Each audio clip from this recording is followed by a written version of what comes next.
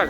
Sí, efectivamente, gracias a Dios, en coordinación con el área de salud, se está aplicando hoy una fórmula la cual pues creemos nosotros que también va a ser de mucha importancia para poder contrarrestar ese virus que nos está afectando, nos está atacando a nivel mundial, a nivel departamental y a nivel municipal. Entonces la razón por la cual se coordinó la aplicación de la misma en el interior y exterior del mercado. Entonces, la idea es esa, la de ir desinfectando. Uno, dos, es que el día de mañana igual vienen vecinos a poner a disposición de la población sus productos. Entonces queremos que cuando ellos vengan mañana esté desinfectado esta área, y lo hicimos hace unos días con lo que son los parques, hoy con lo que es el interior y exterior del mercado. Bueno, siempre hemos tenido una buena comunicación y coordinación con las juntas directivas de la Asociación de Comerciantes, y en esta ocasión pues no ha sido la excepción. Ellos están conscientes de la problemática que se vive a nivel nacional, a nivel departamental, pues, y también hemos recibido el apoyo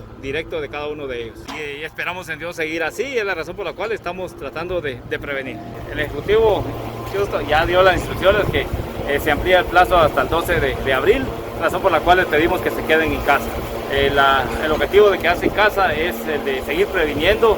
Gracias a Dios no tenemos ningún caso en nuestro municipio, pues nos corresponde a nosotros ponerle nuestra parte también para evitar que llegue algún caso a nuestro municipio.